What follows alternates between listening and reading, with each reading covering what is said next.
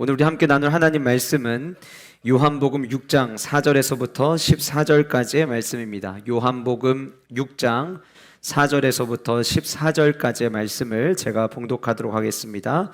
요한복음 6장 4절부터 14절입니다.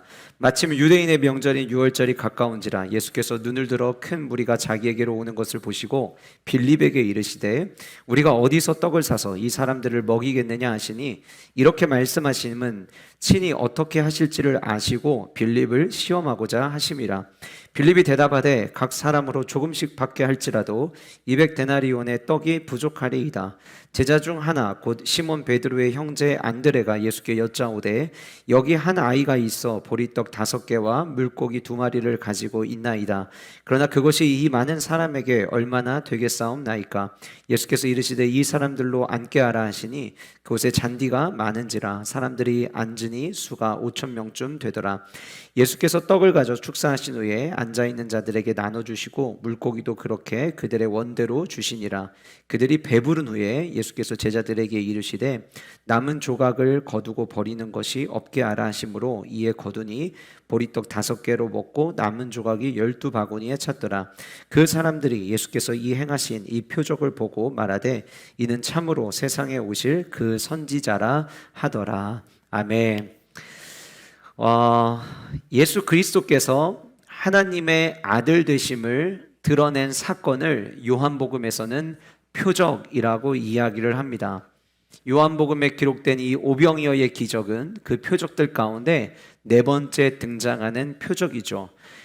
우리가 구약과 신약에 많은 기적들이 있지만 하나님께서 행하신 위대한 일에 대한 언급을 할 때 신약에서 늘 빼놓지 않고 등장하는 기적이 오병이어의 기적입니다. 아마 현장에 있었던 사람들은 정말 신기했을 것이고 정말 감격했으리라 생각이 되어집니다. 그래서인지 4개의 복음서에 모두 다 빼놓지 않고 이 오병이어의 기적을 기록하고 있음을 우리는 성경을 통해 발견하게 됩니다. 저는 오늘 이 말씀을 아이들을 위한 기도라고 제목을 정하면서 오늘 파이디온 주일을 맞이하여서 조금 전에 우리가 영상으로 본 것처럼 모든 부모님들이 자기 자녀들을 향한 기도의 제목들이 누구나 있으시리라 생각이 되어집니다. 그런데 그 기도가 정말 하나님이 기뻐하시는 기도, 정말 우리 아이들에게 필요한 기도인지 우리가 함께 점검하면서 기도하는 부모로서, 기도하는 엄마로서, 기도하는 아빠로서 우리는 아이들을 위해서 어떻게 기도해야 하는지 오늘 말씀을 통해 함께 살펴보기를 원하고, 또한 저와 여러분 모두는 하나님을 향하여 아버지라고 부르는 하나님 아버지의 자녀들입니다. 그래서 이 기도가 단순히 오늘 파이디온 예배를 드리는 미니파이와 빅파이 아이들만을 위한 기도가 아니라 저와 여러분들의 삶을 위한 동일한 기도의 제목이 될 수 있기를 주님의 이름으로 축복합니다. 예수님께서 사복음서 모두에 기록될 만큼 이 엄청난 기적을 행하시는 이 내용의 스토리 안에는 다른 복음서와는 다르게 다른 복음서에는 제자들의 이름이 직접적으로 언급되지 않았지만 오늘 요한복음에서 기록하고 있는 이 오병이어의 기적에는 빌립이라고 하는 제자와 안드레라고 하는 제자의 이름이 언급이 됩니다. 그리고 마태, 마가, 누가복음에서는 그저 물고기 2마리, 보리떡 5개, 물고기 2마리, 떡 5개 이렇게만 이야기하고 있지만 오늘 요한복음에서만 이 물고기 2마리와 보리떡 5개가 한 어린 아이로부터 가져온 것임을 명확하게 밝히고 있습니다. 물론 오늘 본문은 이 어린 아이가 예수님이 기적을 행하실 것을 믿고 가지고 온 것은 아니었어요. 혹여 이 본문을 가지고 어린 아이의 믿음을 주제로 이렇게 우리가 말씀을 듣는 경우들이 종종 있는데 본문에서 이 어린 아이가 믿음으로 가지고 왔다라고 주장할 수 있는 근거는 하나도 없습니다. 그럼에도 불구하고 요한복음 안에서 어린 아이라고 하는 이 다른 복음서에서 등장하지 않는 이 표현을 사용한 것을 이제 저는 오늘 우리 아이들을 축복하는 마음으로 함께 나누면서 오늘 본문에 등장하는 이 어린 아이는 어떤 모습을 가지고 있었는지와 함께 빌립과 안드레의 모습을 이 어린 아이의 모습과 비교하면서 우리가 이런 모습은 가지면 안 되겠구나라고 하는 생각되는 부분들까지도 우리가 기도의 제목으로 삼는 시간을 가지려고 합니다. 오늘 저와 여러분들이 읽은 본문 우리는 4절부터 읽었지만 2절 말씀을 보시면 큰 무리가 예수님을 따랐고 예수님을 따른 이유가 예수님께서 병자들에게 행하신 표적을 보았기 때문이다라고 성경은 이야기하고 있습니다. 우리가 이 순서상으로는 오늘 요한복음에는 6장에 기록되어 있지만 시간적 배열로 일어난 사건들을 기록하고 있는 마태, 마가, 누가에 나와 있는 이 내용으로 본다면 이미 이전에 예수님께서는 많은 사람들을 고치셨어요. 그러니까 예수님 옆에 있으면 혹여 예수님과 아이 컨택이 되면 혹여 예수님이 기도해 주시면 병이 낫고 기적의 주인공이 될 수 있다는 기대감을 가진 수많은 사람들이 예수님을 따르기 시작을 한 겁니다. 3절에 보시면 예수님께서 산에 오르셨다라고 이야기를 하고 있는데 헬라어 원어에 보면 이 앞에 정관사를 붙입니다. 그래서 예수님께서 그 산에 오르사라고 이야기를 하고 있어요. 이게 어떤 의미를 가지고 오느냐? 제가 요즘에 이제 매일마다 산에 오르는데 제가 오르는 산은 우리 교회 뒤에 있는 보문산입니다. 제가 매주 수요일날 새벽 예배 끝나고 나서는 저 혼자 가지 않고 몇몇 지체들과 같이 산을 오르거든요. 그러면 제가 그 지체들에게 우리 산 갑시다 라고 이야기를 하면 같이 운동하는 이 친구들은 그 산을 보문산이라고 생각을 합니다. 제가 앞에다가 굳이 보문산이라고 이름을 붙이지 않아도 산에 가자, 산에 갑시다 그러면 그게 보문산이라고 생각을 하는 거예요. 본문에서 당시에 앞에 정관사를 붙여서 뒤에 산이라는 단어를 쓰면 이거는 어떤 의미를 갖고 있냐면 예수님과 제자들에게 익히 알려진 산이라는 의미예요. 다시 말씀드리면 처음 가는 산이 아니라 예수님과 제자들이 자주 갔던 산이라는 의미이고 이 이야기는 그 주변에 무엇이 있는지 이 산이 어떤 특징을 갖고 있는지 이미 제자들과 예수님이 훤히 알고 있는 상황의 산이라고 하는 것을 우리에게 이야기하고 있는 것입니다. 그 산에 오르사 제자들과 함께 거기에 앉으십니다. 그런데 성경에는 다른 서신서에서 언급되지 않는 표현 하나를 더합니다. 마침 유대인의 명절인 유월절이 가까운지라. 이미 우리가 여호수아서 말씀을 함께 나누면서 이스라엘 백성들에게 유월절이라고 하는 절기가 어떤 의미를 갖고 있는지 함께 살펴보았습니다. 예수님께서 이스라엘 백성들을 출애굽하실 때에 이스라엘 백성들 자손들만이 생명을 유지하고 보호해 주셨던 바로 그 사건을 기념하기 위해서 유월절 절기를 지키게 되었죠. 유월절 절기가 오면 각 가정마다 양을 잡아서 그 양으로 우리를 구원하신 주님의 은혜를 기념하는 절기를 그들은 지키곤 하였습니다. 그런데 오늘의 이 본문 요한복음에서 이때가 유대인의 명절인 유월절이 가까이 오고 있다라고 이야기를 하면서 다른 복음서에서는 등장하지 않는 유월절 절기를 이야기를 하고 있는데 요한복음 1장을 보시면 요한복음 1장에 세례 요한이 예수님을 향하여 이렇게 이야기하는 장면이 나옵니다. 하나님의 어린 양이라는 표현입니다. 그러니까 요한복음은 유월절 절기를 오늘 본문에 등장하는 유월절 절기는 요한복음에 등장하는 두 번째 유월절이지만 요한복음에 이미 2장에서도 유월절 절기를 한번 언급하고 11장에서도 유월절 절기를 언급하면서 요한복음은 예수님이 누구시냐를 이야기할 때 우리를 구원하시고 우리에게 생명을 주시는 어린 양 예수 그리스도라고 하는 것을 우리에게 명확하게 밝히고 있어요. 그래서인지 오늘 이 본문이 끝나고 난 다음에 6장 후반부 22절부터는 예수님께서 내가 누구인지에 대해 밝히시면서 나는 생명의 떡이다 라고 모든 주님을 따르던 자들에게 가르쳐 주시는 내용이 그 이후에 등장을 합니다. 그러니 오병이어의 이 사건은 단순히 물고기 2마리와 보리떡 5개로 많은 사람들을 먹이고 끝나는 사건이 아니라 예수님은 이 사건을 통해서 분명히 무엇인가를 가르쳐 주기를 원하셨고 그것은 무엇이었냐면 나만이 너희들에게 생명을 줄 수 있고 세상에 다른 누구도 줄 수 없는 것을 유일하게 줄 수 있는 이가 바로 나라고 하는 것을 가르쳐 주기를 원하셨다라고 하는 거예요. 5절에 보시면 예수께서 눈을 들어 큰 무리가 자기에게 오는 것을 보십니다. 수많은 사람들이 예수님께 오는 것을 보시는데 마가복음에 보면 이때 당시 예수님의 마음이 어땠는가? 마가복음의 저자인 마가는 마가복음 6장 34절에서 예수님께서 자기에게 오는 수많은 무리들을 보시고 불쌍히 여기셨다라고 이야기하고 있는 것을 우리는 보게 됩니다. 여러분, 수많은 사람들이 나를 따르고 수많은 사람들이 나를 환호해주면 그 인기를 누린다면 그 안에서 기뻐해야 되는 게 당연하다고 생각이 되어지죠. 그런데 예수님은 그러지 않으셨어요. 예수님은 눈을 들어 자기를 향해서 수많은 무리들이 다가오는 모습을 보시고 기뻐하기보다는 오히려 마음 아파하셨다는 거예요. 불쌍히 불쌍히 여기셨다는 거예요. 그리고 마가복음 6장은 왜 불쌍히 여기셨는지에 대해서 이유를 덧붙입니다. 그들의 모습이 마치 목장 없는 양처럼 느껴졌기 때문이다라고 성경은 이야기하고 있어요. 양이 있는데 목자가 없어요. 어디를 향해 가야 될지 모르는 거예요. 목적이 불분명해요. 보호와 안전을 받아야 될, 진짜 보호받아야 되고 진짜 안전해야 될 그 권리를 놓쳐버린 모습을 의미하는 거예요. 여러분, 물론 예수님은 인간의 아픔을 같이 나눠주셨고 나사로의 죽음 그 가정에서 주님은 찾아가셔서 함께 눈물을 흘리실 만큼 주님은 우리의 상황에 또 우리의 감정적인 모습에 관심이 참 많으신 주님이셨습니다.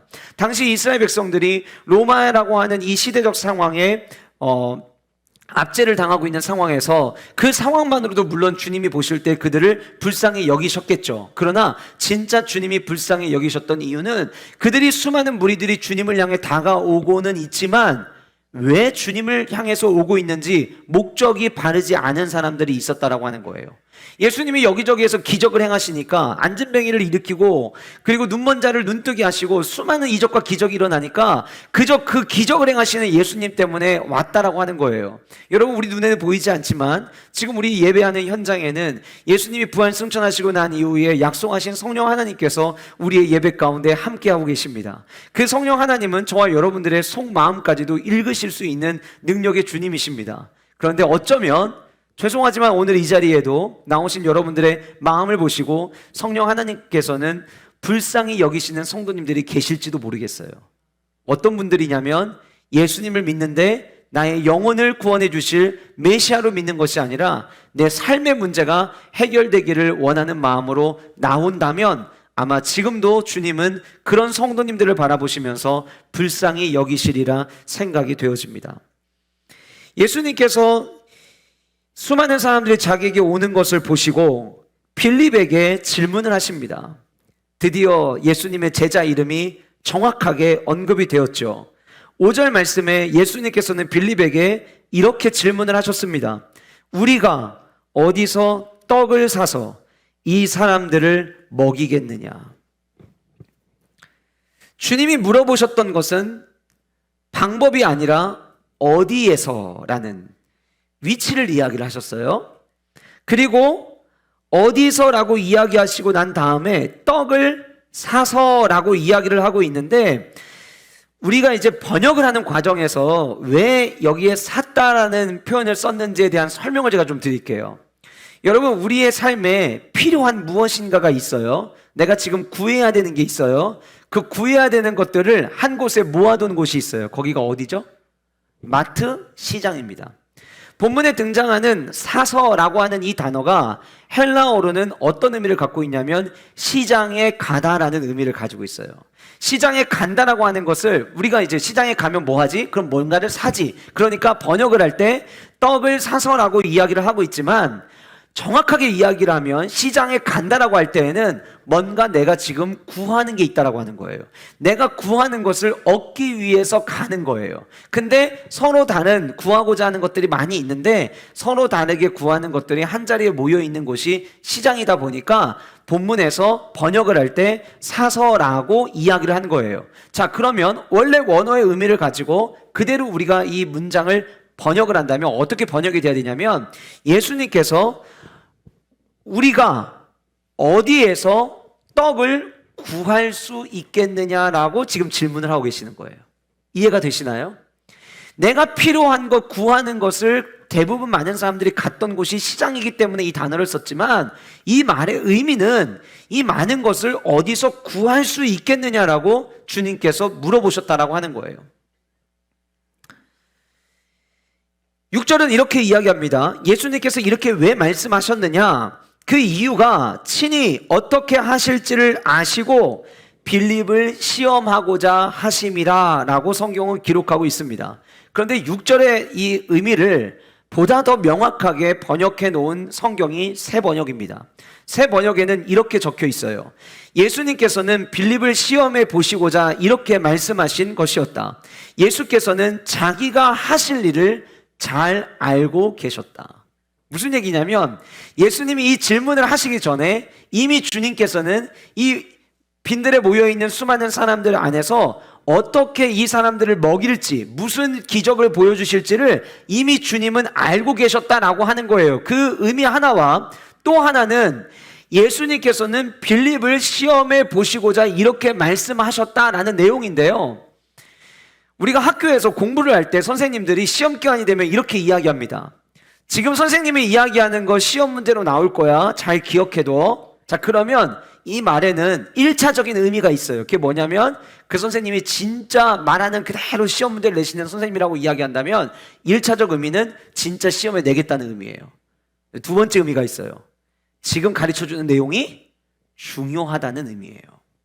빌립을 시험하고자 하셨다라고 이야기할 때 이 시험하다라고 번역된 이 단어는 시험하다라는 의미로도 쓰이지만 훈련하다라는 의미로도 쓰입니다. 그래서 저는 개인적으로 만약에 이 본문을, 이 구절을 조금 더 부드럽게 번역을 만약에 하라고 한다면 예수님께서 빌립을 훈련하시고자 함이라라고 번역하는 게 저는 더 맞지 않을까 생각을 해봐요. 이런 거죠. 예수님은 저와 여러분들을 골탕 먹이시는 하나님이 아니에요. 우리를 시험에 빠뜨리시는 하나님이 아니에요. 우리 주님은 어떤 분이냐면 저와 여러분들이 예수님을 따라가는 제자의 삶을 살 때에 반드시 알아야 되는 가장 중요한 것은 가르쳐 주기를 원하시는 주님이시라고 하는 거예요. 그래서 예수님께서는 빌립에게 가장 알아야 될, 적어도 내 제자라면 반드시 알아야 될 무엇인가를 가르쳐 주기를 원하셨던 거예요. 여기서 우리가 아이들을 위해서 어떤 기도를 해야 될지 첫 번째 말씀을 드릴 거예요. 첫 번째는 예수님의 능력을 인정하는 어린아이 되게 해달라고 우리는 기도해야 한다라고 하는 거예요. 예수님의 능력을 인정하는 어린아이 되게 하여 주시옵소서. 제가 여러분들에게 나눠드린 삽지에는 어린아이 옆에 아주 작은 글씨로 성도라는 글씨를 함께 써놓았습니다. 우리가 어린아이를 위해서 이렇게 기도해야 되지만 어린아이들만을 위해서 이 기도가 필요한 것이 아니라 저와 여러분들의 삶 가운데도 이 기도는 필요합니다. 주님은 지금도 저와 여러분들에게 하늘 아버지께서 모든 능력을 가지고 계신 좋으신 하나님이심을 저희들에게 가르쳐 주기를 원하시고 훈련시켜 주기를 원하시고 시험하기를 원하시는 하나님이시기 때문에 이 기도는 우리에게도 필요하다라고 하는 거예요. 우리가 인생을 살아가다 보면 너무 많이 내 생각과 내 틀에 갇혀서 하나님이 하실 수 있는 것과 하나님이 하실 수 없는 것으로 내가 나도 모르게 가를 때가 너무나도 많이 있어요. 빌립은 마치 그런 삶을 살았던 것 같아요. 여러분, 우리가 성경을 읽을 때에 어떤 이름이 등장하거나 어떤 지역이 등장을 하면은 저는 설교 준비할 때 제가 읽고 있는 그 본문 안에서 혹은 그 같은 책 안에서 이 사람이, 이 지역이 어떻게 묘사되고 있는지를 찾아보곤 하는데 오늘 본문 안에 다른 복음서에서는 언급되지 않은 빌립이라는 이름이 너무 정확하게 언급이 되어서 요한복음 안에 빌립이라는 사람이 어떻게 표현되고 있는가를 좀 찾아보았어요. 근데 요한복음 1장에 보면 빌립의 모습을 아주 짧게 묘사하고 있는데 예수님께서 나를 따르라라고 이야기를 하시자 아무런 대꾸 안 하고 예수님을 따랐던 사람으로 빌립을 묘사하고 있더라고요. 무슨 이야기냐면 빌립은 어떤 사람이었냐면 굉장히 직관적인 사람이었어요. 왜 제가 직관적이라고 표현을 하냐면 이 예수님께서 나를 따르라고 이야기하시기 바로 전에 요한복음 1장에 어떤 내용을 담고 있냐면 예수님께서 세례 요한에게 세례 받으시는 장면을 담고 있습니다.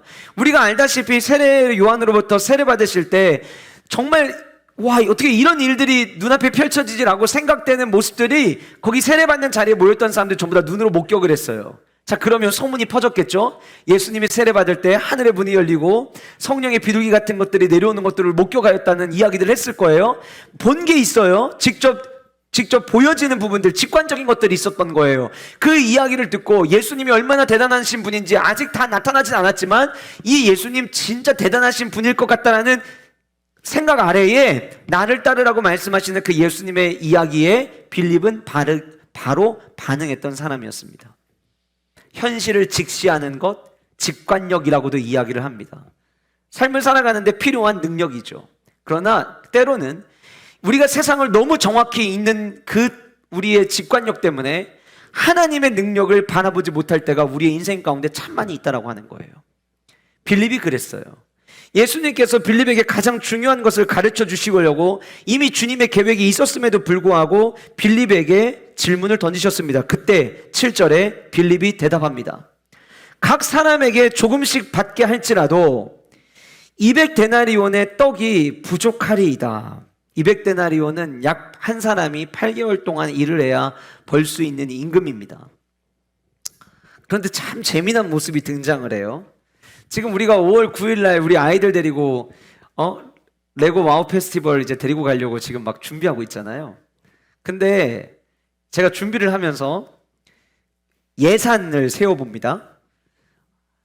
버스 렌탈하는데 얼마가 들어가고, 입장권에 얼마가 들어가고, 그리고 애들 밥 하루 세 끼 다 먹이는데 얼마가 들어가고, 중간에 애들 간식 먹이는데 얼마가 들어가고, 그리고 휴게실에서 애들 또 뭐 필요한 거 사주고, 이렇게 다 하면, 그리고 애들에게 작은 기념품이라도 하나씩 사주면 이만큼의 재정이 들어가겠다라고 얘기하는 게 일반적이에요. 그렇죠? 여러분들이 뭔가를 계획을 하면 이 정도가 들어가겠습니다 라고 이야기하는 게 일반적이에요. 그런데 오늘 본문을 잘 보시면 빌립은 이 많은 사람들을 어디 가서 떡을 사서 먹게 하겠느냐라고 묻는 예수님의 질문에 사실 예수님은 이런 대답을 원하신 거죠. 이 많은 사람은 어디 가서 구할 수 있지 않고 이 많은 사람을 먹일 수 있는 것은 예수님 뿐밖에 없습니다. 예수님에게서만 구할 수 있습니다 라는 답변이 오기를 원했지만 빌립은 그러질 않았어요. 빌립이 뭐라고 대답을 했는지 잘 보시면 각 사람들에게 먹을 거를 조금씩 주더라도 다 먹여도 우리 일반적으로 이렇게 생각하죠. 다 먹이는데 얼마가 정도 들어갈 것 같습니다 라고 이야기를 하는데 빌립은 여기 있는 사람들 다 먹게 해도 8개월치 임금이 모자랄 겁니다 라고 이야기를 했어요. 일반적이지 않아요. 부족한 거를 먼저 생각했어요. 굉장히 현실적이고요, 굉장히 직관적인 사람이었습니다. 우리가 흔히 이야기하는 계산기를 금방 두드릴 줄 아는 사람이었습니다. 그런데 왜 빌립은 이렇게 반응한 걸까요? 어디 가면 구할 수 있겠느냐는 예수님의 질문에 예수님이 능력을 행하시는 주님이시라는 것을 알았더라면 주님밖에 없습니다 라는 답변을 했을 거예요. 그런데 예수님의 능력을 자기의 생각에 한정지었던 거예요. 제가 아까 말씀드린 것처럼 마태, 마가, 누가 복음에서는 이 오병이의 기적 전에 예수님이 다양한 기적을 많이 행하셨어요. 그런데 예를 들면 이런 것 같아요. 빌립이 예수님의 능력, 지나가는 사람 한 사람 고치는 거 가능해. 주님이 너무 한 사람 한 사람을 사랑하시고 인자한 눈빛으로 바라보시다 보니까 지나가는 사람들이 저 좀 고쳐주세요 그러면 그냥 지나치지 못하시고 고쳐주시고 막 이랬단 말이에요. 예수님의 기적이 한꺼번에 집단적인 기적이 아니라 한 사람 한 사람을 향한 기적들이었어요. 그러니까 빌립은 생각했던 것 같아요. 예수님의 능력은 여기 있는 이 10,000명이 넘는 수많은 사람들을 먹이는 거는 주님의 능력으로는 불가능할 거야, 이렇게 생각한 것 같아요. 저는 우리의 자녀들에게 어릴 때부터 부모가 꼭 심어줘야 되는 가장 중요한 것이 있다면 우리가 믿는 하나님은 엄마 아빠의 삶에는 한계가 있고 엄마 아빠가 너를 위해서 해줄 수 있는 데는 한계가 있지만 우리 하나님의 능력은 한이 없으시단다. 우리 하나님은 영원하시단다. 우리 하나님은 능력의 하나님이시단다. 이것을 아이들에게 심어주는 부모가 되기를 원하고 우리 교회가 다음 세대들에게 이것을 가르쳐 줄 수 있기를 간절히 소원합니다. 우리 교회가 회복을 넘어 부흥으로 하나님 한국교회의 새로운 부흥의 바람을 일으키는 교회 되게 하여 주시옵소서. 하나님 대전의 성시화를 이끌어가는 하나님 진원지가 되게 하여 주옵소서라고 기도하며 나아갈 때에 만약에 2030의 때가 되어서 하나님께서 하나님의 방법으로 그 위대한 일을 이루신다면 오늘 이 자리에 앉아있는 이 아이들 그리고 이 아이들의 동생들 후배들 역시 마찬가지로 하나님은 능력이 많으신 하나님 되심을 인정하게 될 거예요.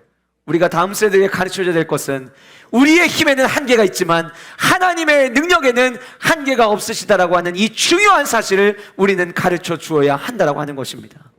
그래서 이 자리에 계신 우리 모든 부모님들, 자녀의 나이와 상관없이 우리의 자녀들을 위해서 기도하실 때 하나님 어떤 어려운 일을 당하든지 어떤 상황 가운데 놓여 있을 때에 포기하지 않게 하시고 능력의 주님을 바라보며 능력의 주님을 향하여 나아가는 자녀가 되게 해달라고 기도하는 우리 모든 부모 세대가 되시기를 주님의 이름으로 축복합니다. 아울러서 지금 여러분들의 삶 가운데 예수님은 어떤 분이신지 다시 한번 돌아보십시오.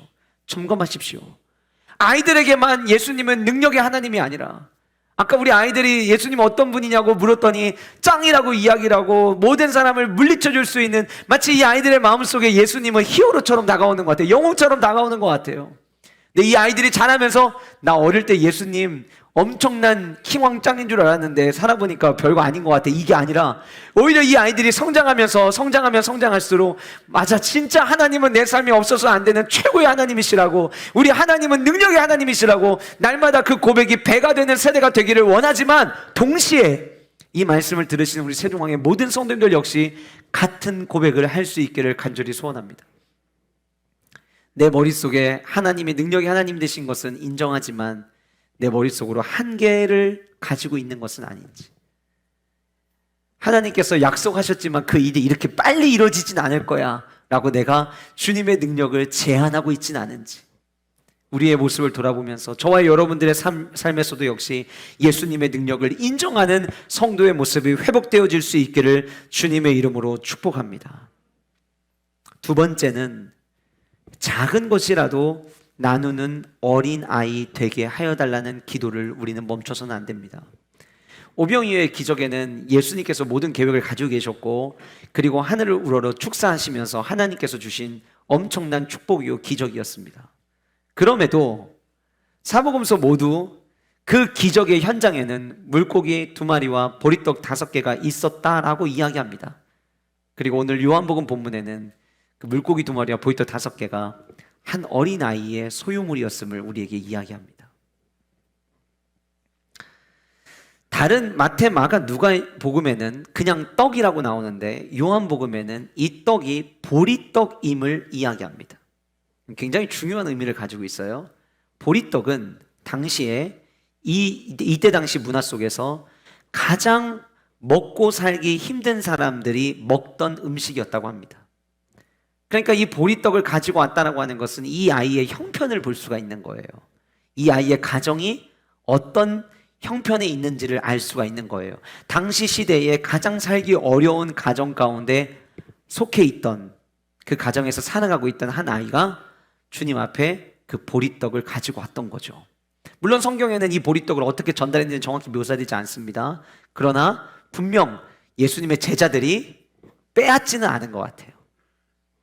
여기 있다라고 이야기한 걸 봐서는 이 아이가 여기 보리떡 5개와 물고기 2마리는 있습니다 라고 이야기했던 것 같아요. 왜 이 아이는 자기가 가지고 온 이 도시락을 꺼냈을까요? 이 아이의 형편이 보리떡에서만 나타나는 게 아닙니다. 오늘 본문에는 물고기 2마리, 그러니까 약간 우리가 머릿속에 상상을 하면 생선 구이 혹은 생선 튀김 이렇게 생각을 하시는 분들이 계실 수 있겠는데, 본문에 등장하는 생선 2마리는 우리 한국에도 우리 어르신 선조들 때부터 먹고 살기 힘들 때에, 물론 오래 먹기 위한 방법이기도 했지만 짜게 만들어서 밥을 여러 숟갈 퍼먹게 만들었던 음식이 있습니다. 젓갈이죠. 본문에 등장하는 물고기 2마리는 소금에 절인 물고기였다고 합니다. 그러니까 그 가정의 형편을 알 수 있는 거예요. 짠 거 한 입 먹고 그 다음에 빵이든 밥을 먹는 상황이었던 거고, 그래서 물고기는 2마리, 보리떡은 5개였던 것 같아요. 이 아이는 어렵고 힘든 가정이었지만 예수님의 말씀을 들을 수 있다고 생각하는 그 자리에 오면서 자기의 보잘것없는 것을 꺼냈습니다. 지금은 우리 아이들이 모두가 학교에서 급식을 하죠. 그러나 제가 학교 다닐 때, 우리 많은 성도님들도 학교 다니실 때 대부분 도시락을 싸들고 다니셨을 거예요. 도시락을 같이 이렇게 서로 친구들끼리 모여서 도시락 반찬을 까면 그 반찬 안에 그 가정의 형편이 그대로 드러납니다. 물론 그때 당시에 돈가스가 들어오기도 하고, 또 때로는 비엔나 소세지가 들어오기도 하고 뭐 이럴 때가 있지만, 제가 지금도 생각해보면 야, 획기적이었다. 우리 어머니의 이 반찬 직원 참 획기적이었다 생각한 게 뭐냐면, 도시락을 싸주셨는데 상추랑 쌈장을 싸주신 적이 있었어요. 물론 지금은 상추 쌈장 하면은 이 건강식이고, 또 아마 우리 모든 성도님들이 우리 원로목사님 사모님이 상추를 얼마나 좋아하시는지는 뭐 이미 알고 계시리라 생각이 되지만, 아이들과 함께 도시락을 펼치고 먹을 때에 상추와 쌈장을 마주하는 제 입장은 그렇게 즐겁진 않았어요. 그러면 애들이 반찬 보고 같이 먹을지 안 먹을지 결정하거든요.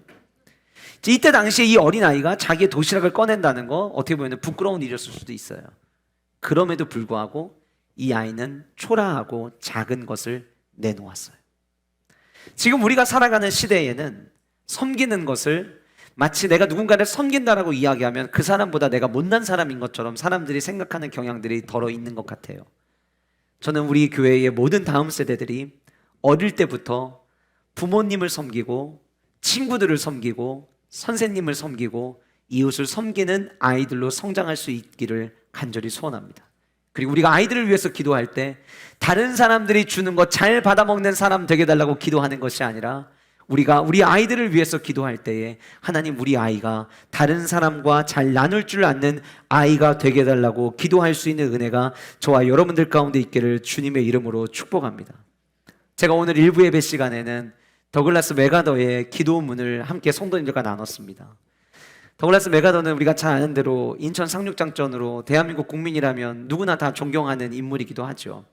대부분 70의 나이라면 장군의 자리에서 퇴임을 할 텐데 그는 70의 나이에 한국에 와서 전쟁에 참여하였습니다.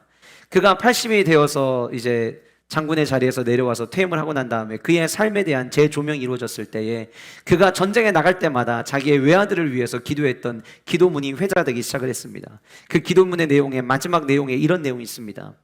참으로 위대한 것은 소박함에 있다는 것과 참된 힘은 너그러움에 있다는 것을 명심하게 하소서. 더글라스 맥아더는 자기의 외아들을 위해서 기도하면서 더 많이 갖도록 기도하지 않았습니다. 소박한 삶, 그리고 거기서 끝나지 않고 그 다음에 진짜 힘은 너그러움에 있음을 알게 해달라고 자녀를 위해서 기도했습니다.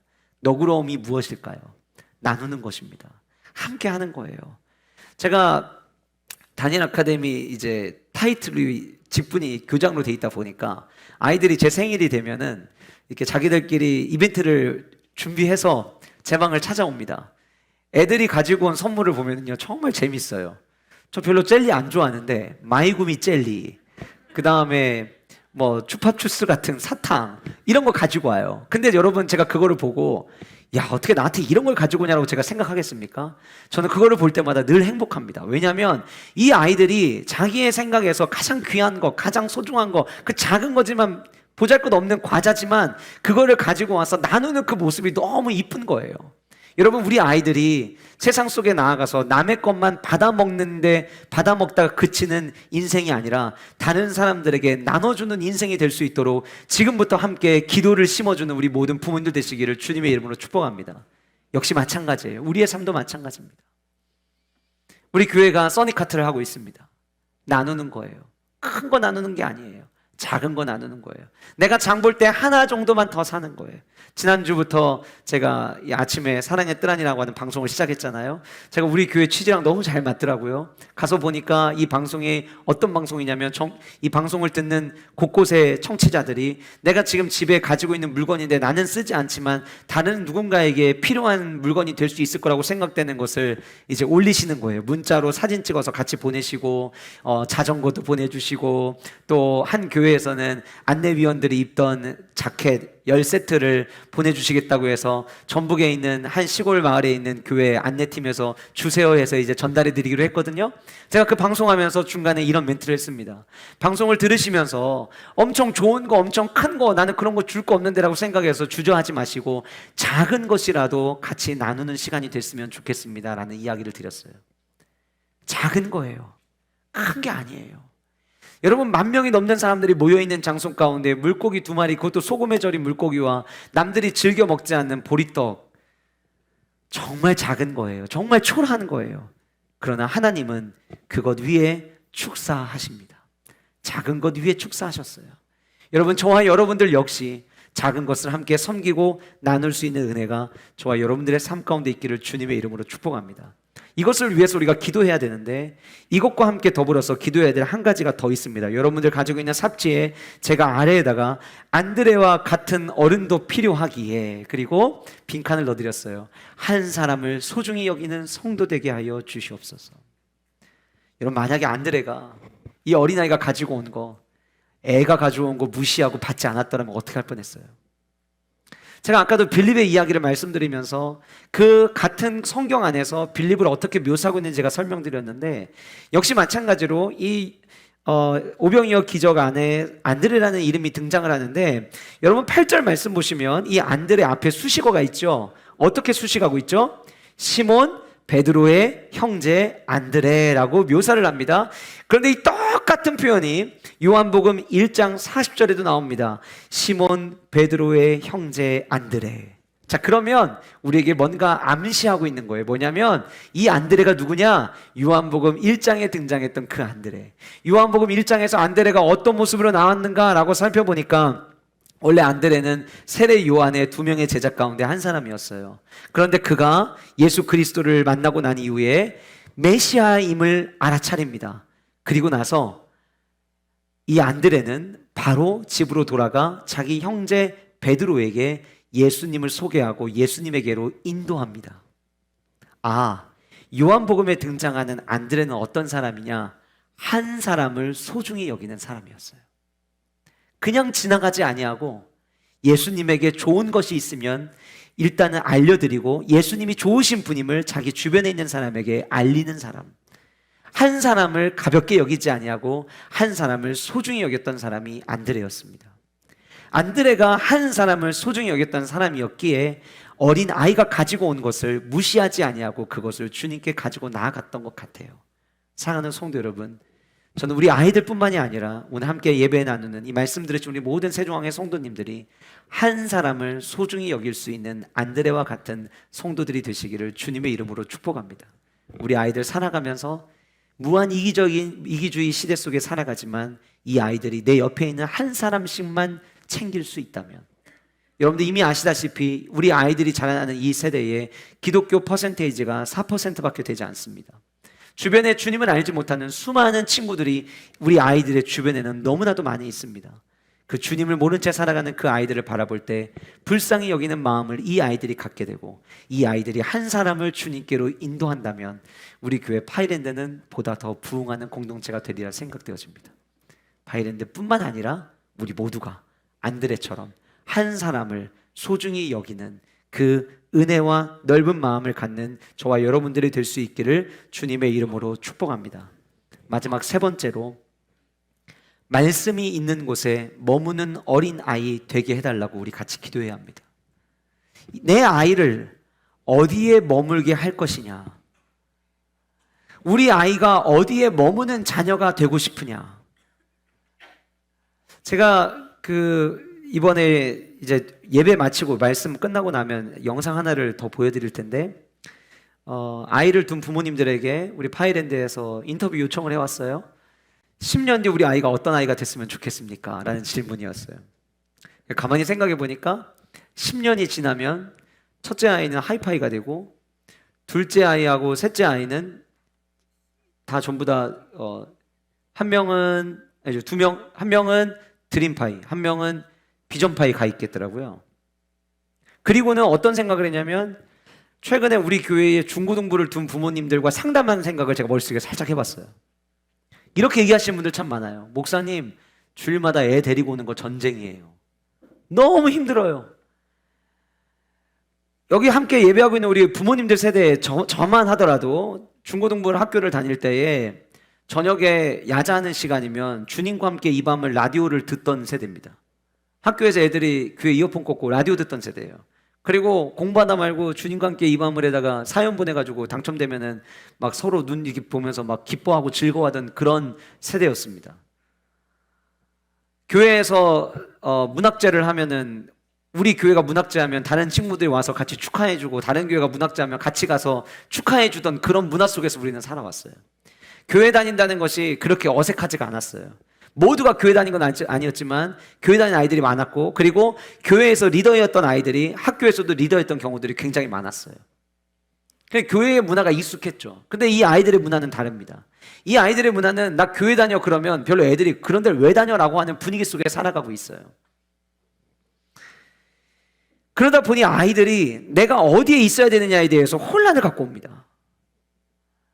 주일이면 마땅히 교회 가야 되는 것, 우리는 그렇게 생각하지만 지금 우리의 자녀 세대들은 주일날 교회 가지 않고 다른 곳에 가 있는 자녀들이 의외로 많이 있어요. 엄마는 엄마대로 신앙생활 하시라고, 나는 굳이 교회 가고 싶지 않다고 너무 당당하게 이야기하는 자녀 세대들이 있습니다. 여러분 포기하지 말고 지금이라도 우리 기도 다시 합시다. 하나님, 내 아이가 말씀이 있는 곳에 머물게 하여 주시옵소서. 오늘 본문에 등장하는 이 아이는 어른들의 그 군중에 휩쓸렸겠지만 그럼에도 불구하고 예수님께서 들려주시는 말씀을 듣기 원해서 이 무리들 가운데 함께 속해 있었어요. 말씀이 있는 자리에 머물렀다는 거예요. 다시 말씀드릴게요. 제가 삽지에다가 말씀이 있는 곳에 머무는 어린아이 되게 해달라고 우리 같이 기도하자고 써놨지만 그 옆에 작은 글씨로 똑같이 다시 썼습니다. 성도 되게 하여 주시옵소서. 여러분들은 어디에 머물고 계십니까? 여러분들은 어디에 머무는 것을 즐겁게 여기십니까? 지난주 금요일 저녁 이 자리는 정말 핫플이었습니다. 핫플. 하나님께서 엄청난 은혜를 주셔서 정말 모이신 분들이 뜨겁게 기도하고 함께 하나님 앞에 부르짖은 자리였습니다. 제가 기도 마지막 즈음에 우리 함께 나왔던 금요일날 함께 예배드렸던 우리 예배의 동지들과 함께 그런 기도 제목을 가지고 기도했습니다.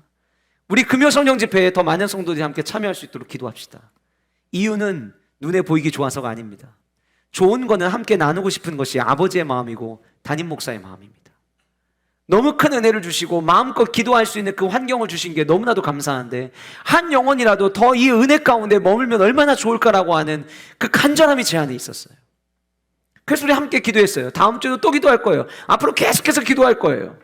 물론 어떻게 주일날 나오는 모든 성도들이 다 금요일에 나올 수 있습니까? 라고 이야기할 수 있어요. 그리고 여러분들 가운데는 진짜 나오고 싶어도 형편이 되지 않아서 나오지 못하고 일하시는 현장에서 영상으로라도 예배드리시는 분들이 계신 거 이미 알고 있어요. 근데 제가 오늘 일부 예배 때도 그렇게 말씀드렸지만 여러분들 가운데 내가 지금 나의 예배 생활이 일주일에 단 한 번 이 주일날 일부 예배 드리는 거, 2부 예배 드리는 이 시간 하나로 국한되어 있는 분들이 계시다면 저는 여러분들에게 도전하고 싶습니다. 여러분들의 예배 장소의 시간을 한 번 더 늘리십시오. 저는 정말 강력하게 도전하고 싶어요. 믿음은 반드시 들음에서 납니다. 신앙생활은 절대 혼자 하지 않습니다. 만약 여러분들이 신앙생활 나 혼자 잘하면 되지라고 생각하신다면 여러분들은 신약 성경에 있는 말씀과 구약 성경에 있는 말씀의 절반 이상을 여러분들 갈라치게 하시는 거예요. 하나님 말씀 가운데 내가 듣고 싶은 말씀만 여러분들 아멘 하시는 성도가 되는 거예요. 만약에 교회가 중요하지 않았다면 바울 서신서가 교회에 편지 쓸 이유가 없습니다. 한 몸이라고 하는 것을 강조할 이유가 없습니다. 저와 여러분들은 대전 세종안교회 공동체 한 몸으로 주님께서 부르신 줄 믿으시기 바랍니다. 그럼 우리가 머물러야 될 자리는 어디가 되어야 될까요?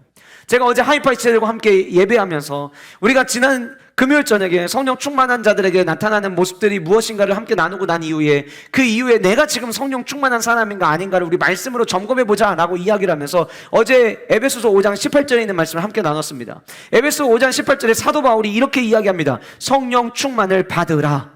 명령입니다. 근데 그 명령인데 거기에 하나 더 생각해야 되는 것은 그 시제가 현재 진행입니다. 현재 시대라는 것은 어떤 의미를 갖고 있냐면 성령 충만은 한 차례로 끝나는 것이 아니라 날마다 매일마다 받아야 된다라고 하는 거예요.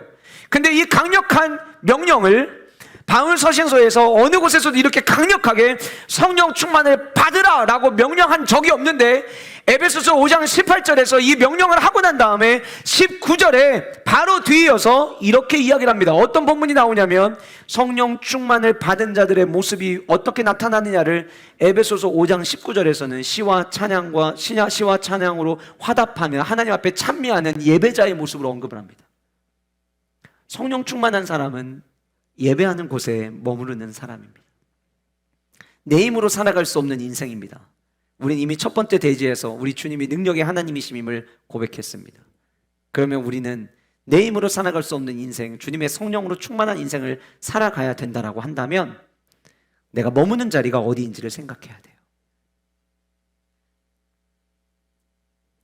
나의 자녀들만이 아니라 우리 모든 세종왕의 성도님들이 말씀이 있는 자리에 머무는 은혜가 있기를 주님의 이름으로 축복합니다. 아이들을 가르치는 것은 삶입니다. 내가 어릴 때부터 아이들에게 오늘은 교회 못 가. 왜 엄마? 오늘은 너무 바빠. 오늘은 교회 안 갈 거야. 왜? 엄마가 몸이 좀 아파. 오늘은 교회 안 갈 거야. 왜? 이거보다 더 재밌는 게 있어. 그러면 이 아이들 나중에 커서 절대로 교회 가지 않습니다.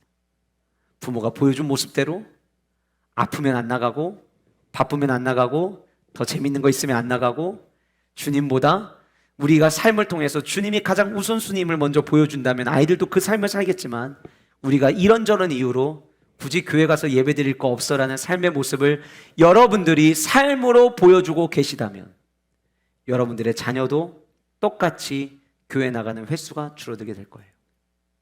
우리는 다음 세대에게 무엇을 가르쳐 줘야 될까요? 아이들이 주님의 말씀에 머무는 세대가 되기를 원한다면 사랑하는 세종왕의 성도 여러분, 우리가 먼저 말씀의 자리, 예배의 자리에 나아가는 은혜가 있기를 주님의 이름으로 축복합니다. 오늘부터 교회에서 밥 줍니다. 식사하시고 오후 예배도 머무르시고 말씀 앞에 머무르시고 5월 한 달 주님 앞에 올려드리는 야베스 예배 가운데도 함께하는 은혜가 저와 여러분들 가운데 있기를 주님의 이름으로 축복합니다. 이 시간 우리 함께 한 목소리로 기도하실 텐데 우리 오늘 주신 말씀 가지고 기도하겠습니다. 주님, 예수님의 능력을 인정하는 아이 되게 하여 주시옵소서. 우리 교회 오늘 특별히 이 시간 기도하실 때 우리 미니파이와 빅파이 아이들을 위해서 하나님, 이 아이들이 어릴 때부터 예수님의 능력을 인정하는 어린아이 되게 하여 주시옵소서. 작은 것도 인색하지 않고 나눌 줄 아는 아이 되게 하시고 한 사람을 주님께로 인도해내는 하나님 존귀한 주의 백성으로 쓰이게 하여 주시옵소서. 이 아이들 어릴 때부터 말씀에 머무는 아이들, 예배하는 자리에 머무는 아이들로 성장하게 하여 주시옵소서. 아이들을 위해서 함께 기도하시고 마찬가지로 여러분과 여러분들 자신을 위해서 함께 기도하기를 원합니다. 주님, 내 삶에 하나님의 능력을 제한하지 않게 하시고 모든 것이 가능하신 그 능력의 주님을 인정하며 살아가는 성도 되게 하여 주시옵소서. 주님, 내게 주신 작은 것, 나만을 위해 살아가는 것이 아니라 나누며 살아가는 성도 되게 하시고 내 주변에 아직 주님을 알지 못하는 한 영혼을 소중히 여겨 그를 주님께로 인도하는 전도자의 삶을 살게 하여 주시옵소서. 하나님, 지난 일주일의 나의 삶, 지난 시간 동안 내 예배자의 삶의 모습이 일주일에 단 한 번 예배 드리는 것으로, 일주일에 주일에만 예배 드리는 것으로 국한됐다면 하나님, 오늘 말씀에 도전에 힘입어서 하나님 한 번 더 예배하는 자리 나오도록 힘쓰겠습니다. 그렇게 결단하시고 주님, 내가 말씀이 있는 곳에 머무는 성도 되게 달라고 이 시간 우리 한 목소리로 간절하게 기도하며 나가도록 하겠습니다. 기도하시겠습니다.